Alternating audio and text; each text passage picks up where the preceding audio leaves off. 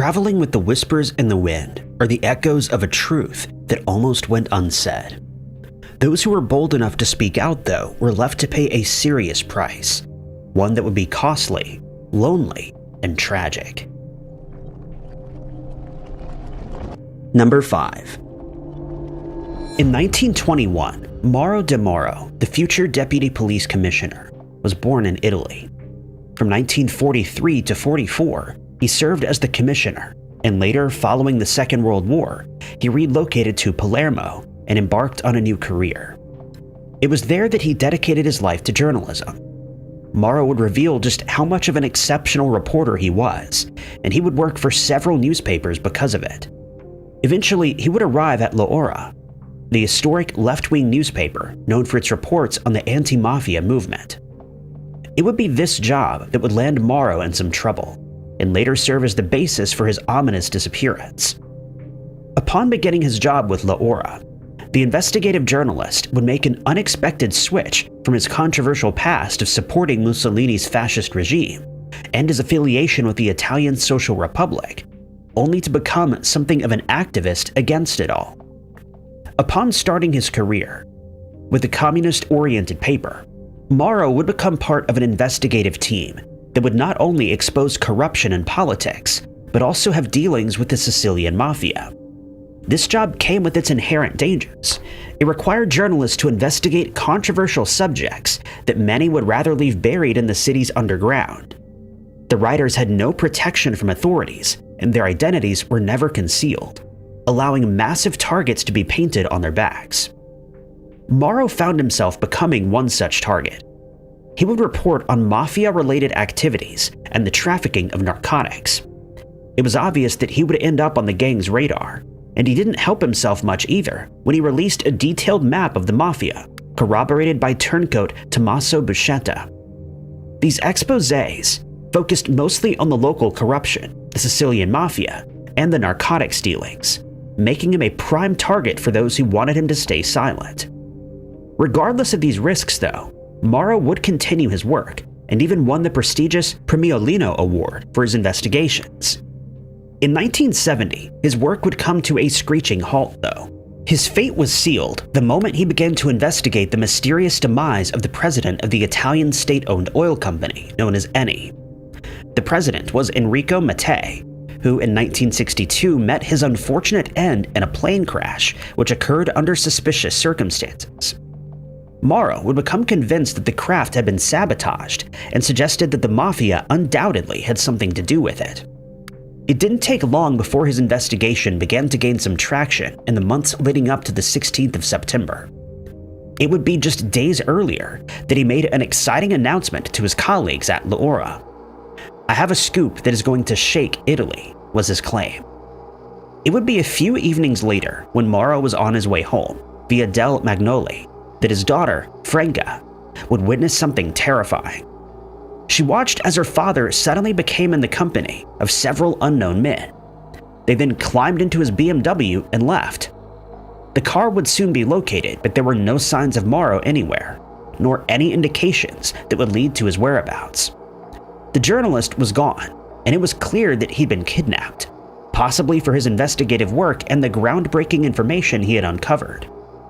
The police began to theorize that the mafia had ultimately taken his life, but the effort to locate the body would ultimately lead to this enduring mystery because it's never been found. More theories began to emerge over the years, linking Mauro's disappearance to his investigation of Mattei or to mafia activities, and even suggesting that this was all an ill-fated right-wing coup. As authorities made their attempts to investigate each of these suggestions, they would often find themselves hindered by obstructions, leading to accusations that certain individuals within the Italian police force and secret services had a hand in impeding the efforts. In 1994, the turncoat, Buscetta, would suggest that Mauro may have been a victim of the mafia after having learned the truth behind Mattei's passing. But other testimonies would also suggest that the journalist had learned of the coup plans, and that his knowledge of such information made him a threat to the factions, including that of mafia figures, as well as neo-fascists. A later investigation would suggest that Mauro's disappearance, believed to have ended in his demise, was due to his knowledge of a conspiracy. The Mafia, the prosecutor suggested, wanted to prevent Mauro from exposing the conspiracy between the gang, neo-fascists, and alleged spies who were attempting to stage the coup. In 2001, a judicial inquiry saw the case being reopened, and just 5 years later it would be investigated as a homicide, leading to a trial in which Mafia boss Salvatore Riina would become the primary defendant. It was suggested that the investigative journalist had suffered the wrathful hand of the Mafia, but without a body or actual physical evidence, his case ultimately remains a mystery. The evidence in this case is all circumstantial and based upon nothing but hearsay. The truth of the journalist's disappearance remains unclear and shrouded in mystery. Number 4. Rudolf Diesel was born to German parents in March of 1858 in Paris, France, and would become one of the most important figures of history. It would be this individual who, as a thermal engineer, would invent the internal combustion engine, which would bear his very name. Aside from being the inventor of the diesel engine, he was also described as a distinguished connoisseur of the arts. He was a linguist, too, and a social theorist. Rudolf was undeniably distinguished. He would devote a great portion of his time to developing his engine, and he would also experiment with using ammonia and an expansion engine. By 1890, he would leave his home in Paris and embark on new horizons in Berlin, where he secured a new position with the Linde firm. It would be just 2 years later that he would obtain a patent for his engine, and published a description of it the following year under the title Theory and Construction of a Rational Heat Motor. Rudolf would subsequently produce a series of his successful models, culminating in 1897 with the development of the 25 horsepower, 4-stroke single vertical cylinder compression engine. Its high efficiency, simplistic nature, and straightforward design allowed the invention to become an immediate commercial success, and the royalty fees would bring the great inventor an equal amount of great wealth. His creation could initially burn any fuel, but would later predominantly run on vegetable or peanut oil, with no need for an ignition system. According to researchers, including Rudolf's own efforts, the other steam engines of the era used a considerable amount of fuel energy. He argued that these systems would use over 90%, wasting a considerable amount of energy, whereas his invention was 75% efficient, significantly better than its peers. By 1912, there were approximately 70,000 diesel engines worldwide, operating in factories and power generators. Later, the diesel engine would revolutionize the railroad industry, and following the Second World War, it would revolutionize the truck and bus industry, enabling them to carry heavier loads with a more economically viable nature. Realizing the magnitude of his invention, Rudolf would make a very risky business deal. At least, he almost did. It was September of 1913 when he began to make his way toward England, his combustion engine in tow, and on his way to meet up with the British Navy. Rudolf's reason for doing this was to essentially sell his creation to the British, allowing them to install his systemized engine in their submarines. Germany, of course, viewed the invention as a means to gain an advantage. Having it land in the hands of their enemies and rivals was a plainly risky move. But Rudolf owned his invention and could ultimately do whatever he wanted with it. But his decision may not have been well received by his government, according to the theories surrounding his untimely disappearance. It was on the 29th of September when the inventor boarded the Dresden, a steamship that departed from Belgium and slowly made its way to Harwich, England. He would spend the evening socializing with his fellow colleagues and retire to his cabin at around 10 p.m. This would be the last time that anyone would see Rudolf alive. The very next morning, his cabin would be found ominously empty, his bed unslept in. On the nightstand were his watch and hat, placed intentionally as though he was getting ready to go to sleep. The made-up bed, though, suggested that he never managed to retire that evening, but was instead interrupted by an unknown or unseen force. Despite an immediate search, Rudolf was not located. The only thing left behind was his coat, neatly folded over the railing. 10 harrowing days later, the mystery of Dr. Rudolf Diesel would deepen. A Dutch fishing boat had happened to cross a corpse in the North Sea. It was already in a state of decomposition to the point that it was unrecognizable. The remains were dragged ashore, and police investigated the ordeal. On the person, they found personal belongings, including a pill case, wallet, and ID card. But the unrecognizable individual would be returned to the sea. There was bad weather on its way, and the state of decomposition left the remains unsalvageable.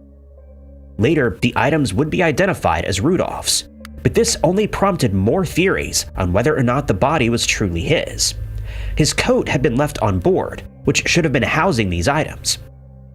Instead, they were placed in his pants pockets with the intention of being found. The details, some theorized, suggested that he may have been abducted and the demise was staged.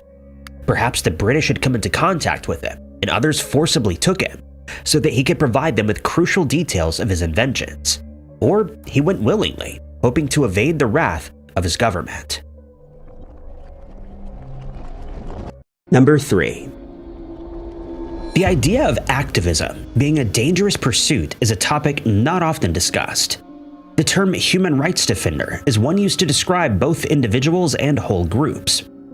These people actively and collectively advocate for the protection of human rights. These demonstrations, as peaceful as they may be, often come with hidden risks that form a complex web of danger. Not only are there physical safety concerns present within the movement, but there are also criminal and legal risks. Over the decades, many activists have faced prison time and fines for numerous violations. They've also been faced with economic challenges, mental impacts, and even privacy violations. One of the most concerning factors within the HRD community revolves around a shocking and secretive form of punishment with an unexpected force at its helm. That consequence is known as enforced disappearances, the secret abduction or imprisonment of an individual. The abductors are often part of the government forces, or even a group that the state is in support of. They take their victims out of the watchful eye of the public, placing them out of the protection of the law, making them vulnerable to unwanted situations, from general violations to torture, and harrowingly, departure from life. There are several types of human rights defenders, including journalists, community leaders, environmental defenders, indigenous rights advocates, and housing rights activists. Alcedo Mora Marquez, a Venezuelan political leader, would fall into the category of a social activist, a path that would lead him to an unknown fate. Alcedo has long fought for change, dedicating a great portion of his political career to advocating for equity and social justice. The leader became a member of the PRV-FALN Ruptura and the Tercer Camino organizations. He also joined the Communist Youth and led the Socialist League. Early on, Alcedo would have his own rights violated. His political stance led to his 6-month-long detainment by the General Directorate of Sectoral Intelligence and the Prevention Services, also known as DISIP. During his detainment, the activist was subject to severe torture, leaving him toothless. This would not be enough to deter the man from his position, and his advocacy continued. The story of Alcedo would begin in 2013 when he exposed and condemned another act against human rights, the gasoline and diesel smuggling network. In August of that year, he'd been working as General Secretary of Governance in Merida State's governorship. He began spreading his opinions over social media, criticizing the government and exposing an alleged gas smuggling network that involved officials with the Petróleos de Venezuela. Gas smuggling refers to the illicit trade of subsidized gasoline from Venezuela into any neighboring country, which predominantly focuses on Brazil and Colombia. The illegal trade is lucrative due to the high fuel prices, which were significantly higher in other countries. The smuggling would ultimately lead to a collapse in the oil industry, a result of fuel shortage. Alcedo was incredibly vocal about this illegal trade and was pointing fingers at high-up officials, claiming that they were exploiting Venezuela's fuel and, as a result, the rights of civilians. 2 years after his quest for justice regarding this expose, it appears that the government had finally had enough. It was the 27th of February, 2015, when the activist left his home for work in the early morning hours. This would be the last time that anyone would see him alive. Moments later, family members would receive a text message stating that military intelligence service agents were detaining him, suggesting this was the result of the investigations into the gas smuggling situation. more specifically his investigation into the Petróleos de Venezuela gas station. Over the next few years, several of his brothers and friends would also mysteriously vanish. The Bolivarian intelligence services kidnapped Jesus Prado. His other brother, Eliezer Prado, faced a similar ordeal, as well as several of his friends. Not many details were released regarding any of these abrupt disappearances. All anyone knew was that he was gone, and has remained as such for the past decade. Mere days after Alcedo's disappearance, on the 5th of March, his children would come forward and file a complaint of forced disappearance. They presented the case before Merida's Criminal Scientific and Criminal Investigations body. A few days after this, the complaint would be formalized before the public ministry. Here, they would file a right of habeas corpus, a legal procedure which would challenge their father's detention.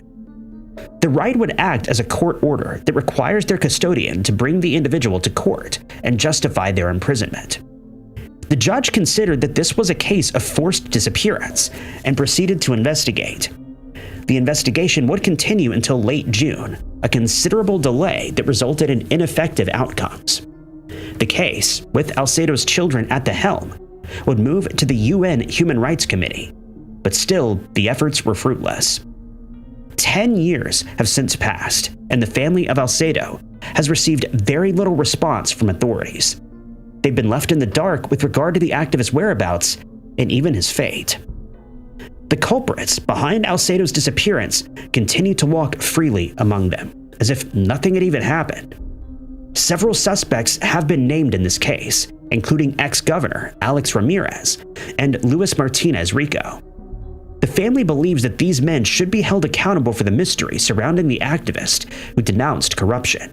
But instead, these entities are allegedly being protected by a military corporate doctrine, leaving Alcedo's disappearance unsolved and questions unanswered. Number 2. DeWitt Isaac, the enduring voice of freedom and human rights, would be another individual whose civil liberties were infringed upon.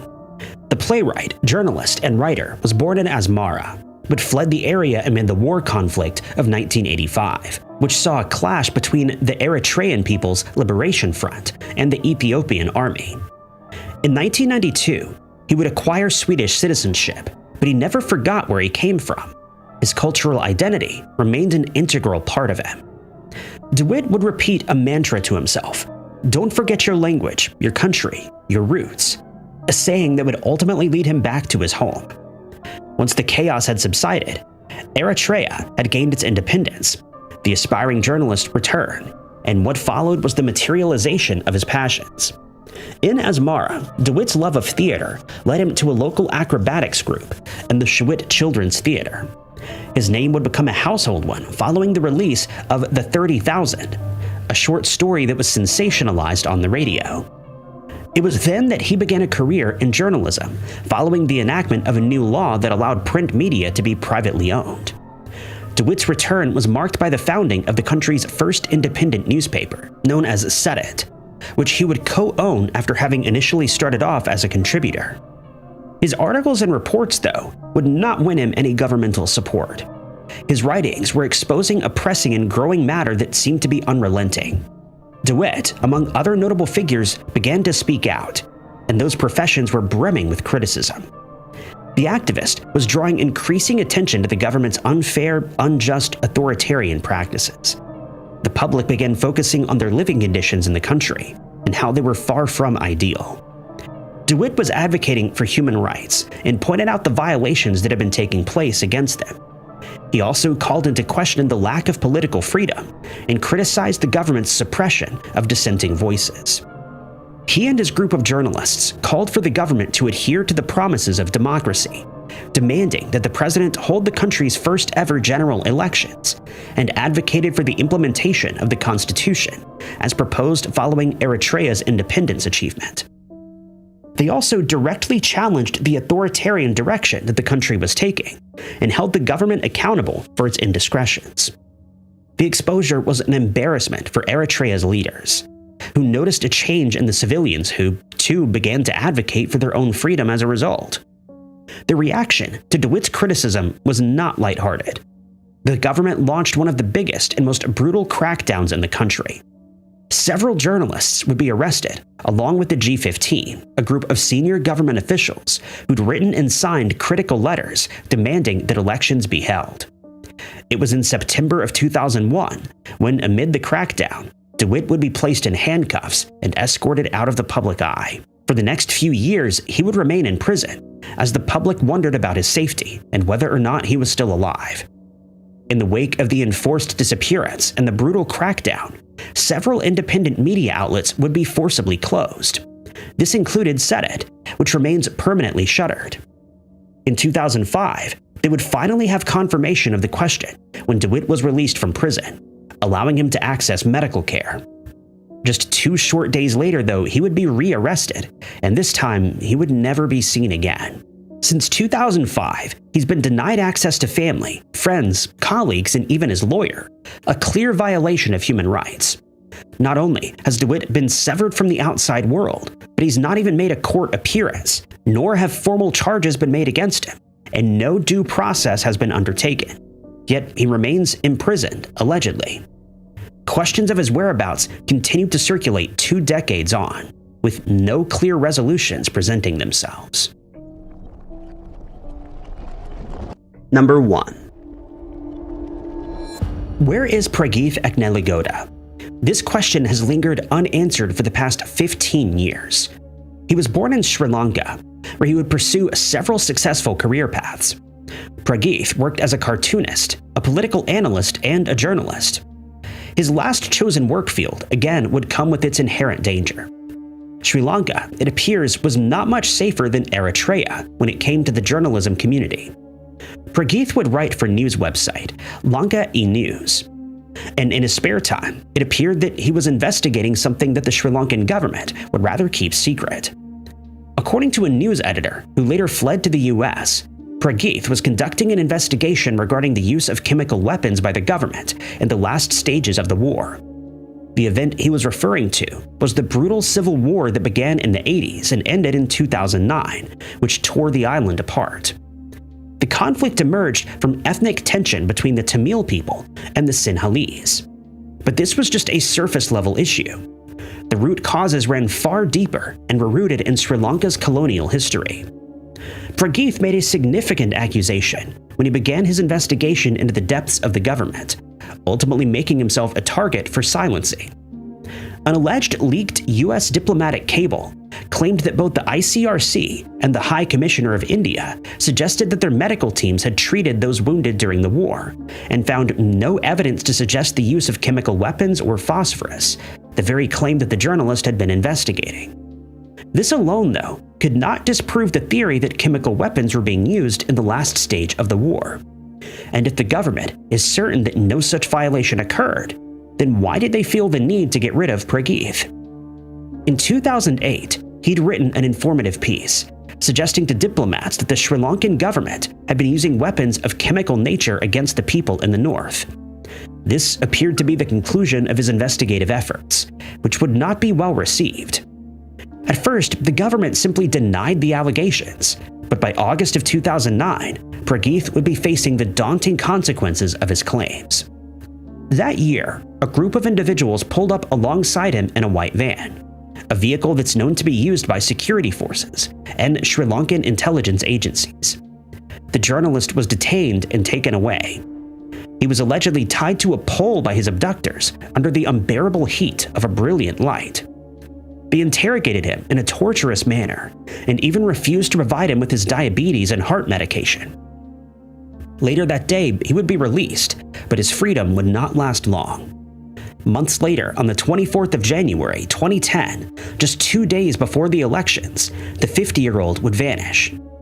He was last seen by his family and some colleagues in the suburbs of the capital, Colombo, after having been the focus of harassment and threats made by the shadowy forces that were trying to locate him.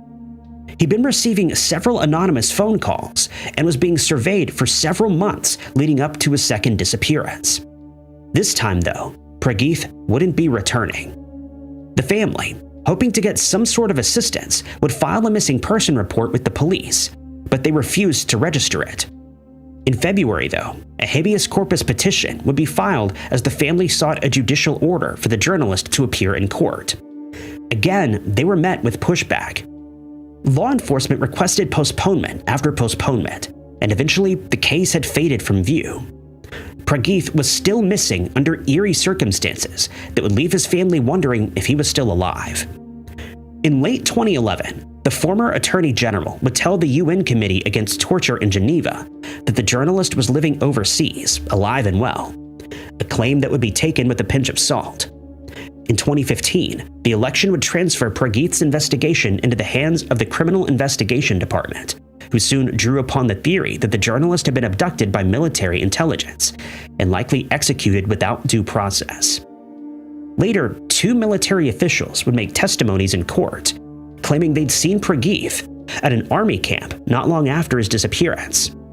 CID detectives would investigate the claim, but the military refused to provide them with any personal information, including details of cell phone ownership, vehicle movements, and leave registers.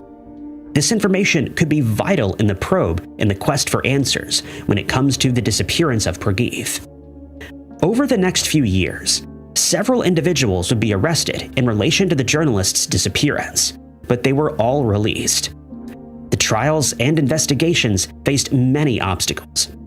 The judges kept changing, hearings were delayed, and witness statements were altered. One CID officer, who was leading the investigation into the journalist's disappearance, would ultimately flee the country after having allegedly received threats against his life. The CID director was also arrested and later released, and subsequently retired from the line of duty, leaving Prageeth in the hands of fate.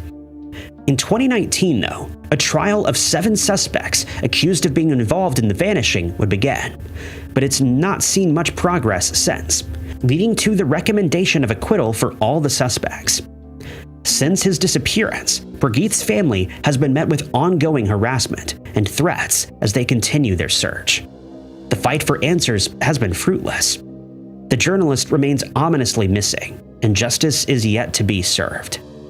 He sought to bring light back to the dark topic of chemical warfare, only to be silenced, instilling a sense of fear in anyone who dares to speak out against the government's actions. The disappearance has since served as a reminder of who it is in charge and the lengths they'll go to remain as such, even if it means enforcing disappearances and executing their own citizens, abusing their positions of power.